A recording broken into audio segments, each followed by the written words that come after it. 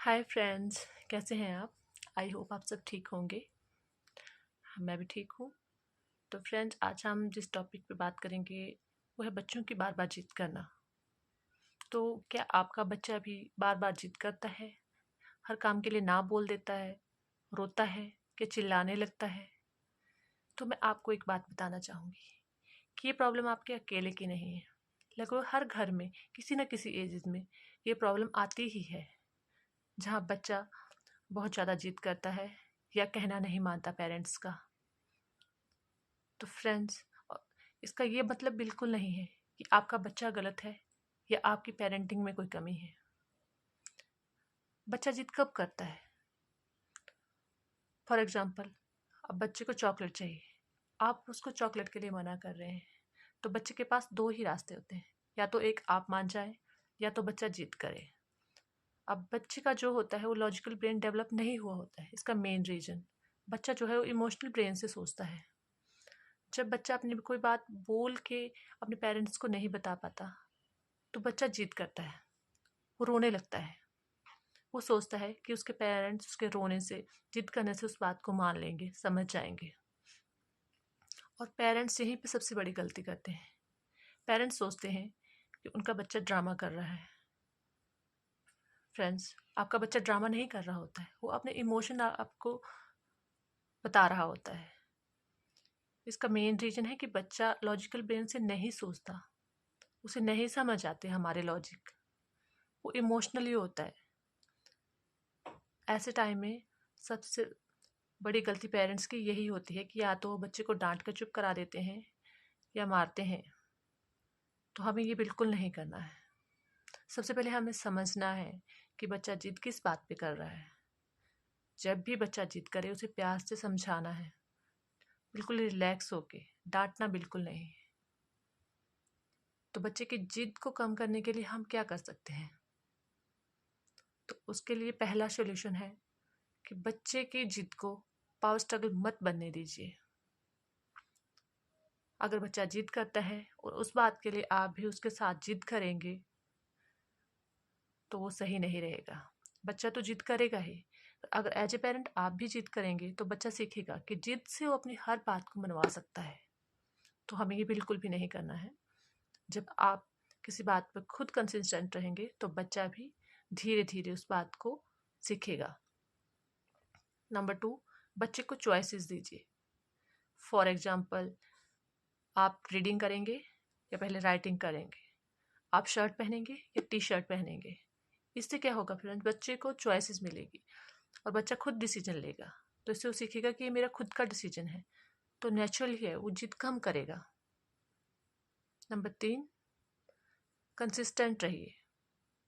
अगर आपने बच्चे को किसी चीज़ के लिए मना कर दिया, जैसे कि आपने बच्चे को मना किया कि आपको चॉकलेट नहीं मिलेगी, और बच्चा पापा के पास जा रहा है या अपने दादा दादी के पास जा रहा है और वो उसे चॉकलेट दे रहे हैं, तो इससे बच्चा जिद करना नहीं छोड़ेगा, बल्कि वो इस बात को सीखेगा कि अगर मम्मा हमें कोई चीज़ नहीं देगी तो वो चीज़ हमें पापा या हमारे दादा दादी दिलाएंगे। तो ये बात बिल्कुल नहीं होनी चाहिए। अगर आपने बच्चे को चॉकलेट के लिए मना कर दिया तो फैमिली में सभी को मना होना चाहिए। इससे से बच्चा इस बात को सीखेगा कि जो चीज़ मेरे लिए गलत है, मेरे पेरेंट्स ने मुझे मना कर दिया, वो चीज़ मुझे नहीं मिलेगी। तो दोबारा उस चीज़ को मांगने से पहले वो सोचेगा कि ये चीज़ मुझे मिलनी तो है नहीं, तो मांगने का कोई फ़ायदा नहीं है। इससे बच्चे का नेचर बनेगा कि एक बार मुझे जिस चीज़ के लिए मना हो गया वो चीज़ मुझे नहीं मिलेगी। अगर आप मना कर रहे हैं और फैमिली के बाकी मेम्बर्स उसे वो चीज़ दिला रहे हैं, तो बच्चा यही सीखेगा कि अगर मैं थोड़ा सा ड्रामा करूँगा, रोऊँगा या चिल्लाऊँगा तो वो चीज़ मुझे मिल जाएगी।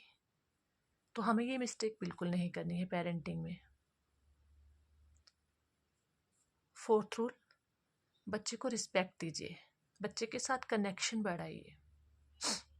आज की बिजी लाइफस्टाइल में हमारे पास बच्चों के लिए बिल्कुल टाइम नहीं है। जब भी हम बच्चे के साथ बैठते हैं तो पेरेंट्स में मोस्टली क्या करते हैं कि या तो हम अपने फ़ोन पे बिजी हो जाते हैं या बच्चों के ही पास फ़ोन दे देंगे। तो फ्रेंड्स, कम से कम पूरे दिन में कम से कम आधा घंटा अपने बच्चों के लिए निकालिए। उस टाइम में नो फ़ोन, नो टीवी, कोई भी और काम नहीं, सिर्फ अपने बच्चों के साथ बच्चा बन के खेलिए। इससे बच्चा इमोशनली आपके साथ कनेक्ट होगा, बच्चा आपकी भावनाओं को समझेगा, आप बच्चे की भावनाओं को समझेंगे। और जब बच्चा आपके साथ इमोशनली कनेक्ट होगा तो अपनी कोई भी बात हो आपसे खुलकर बोल पाएगा। अगर हम उसके साथ एक फ्रेंडली रिलेशन क्रिएट नहीं करेंगे तो बच्चा कहीं ना कहीं इमोशनली हमसे दूर रहेगा, तब वो ज़्यादा जिद करेगा।